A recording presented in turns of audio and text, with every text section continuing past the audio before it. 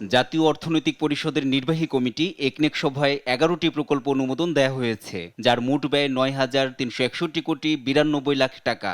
রোববার একনেকের chairperson doctor Mohammad ইউনূসের সভাপতিত্বে রাজধানীর এনইসি সম্মেলন কক্ষে এ অনুমোদন দেওয়া হয়।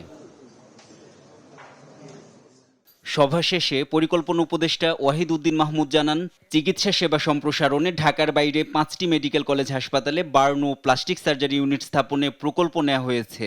৫টা মেডিকেল হসপিটাল, এগুলাতে কোনো বার্ন ইউনিট নাই, কিন্তু রোগীরা যখন অগ্নিদগ্ধ হয়ে যেসব রোগী আসে, এটা তো খুব ইমার্জেন্সি, এটা ঢাকা পর্যন্ত আসতে গেলে অনেকের জীবন আশঙ্কা দেখা দেয়। এ সময় রবীন্দ্র বিশ্ববিদ্যালয়ের স্থায়ী ক্যাম্পাস নির্মাণে প্রকল্প অনুমোদন দেওয়া হয়েছে জানিয়ে তিনি আরও জানান, একে ছোট আকারে উচ্চমানের বিশেষায়িত বিশ্ববিদ্যালয় তৈরির পরিকল্পনা। বলেন, সরকারি প্রকল্প বাস্তবায়নে কোনো অজুহাত গ্রহণ করা হবে না বলেও জানান উপদেষ্টা। শুধু রবীন্দ্র বিশ্ববিদ্যালয় আর দু একটা বিশ্ববিদ্যালয়ের বেলায় আমরা মনে করেছিলাম যে এগুলো একটু আগের বিশ্ববিদ্যালয়ে শিক্ষাক্রম চালু হয়েছে এবং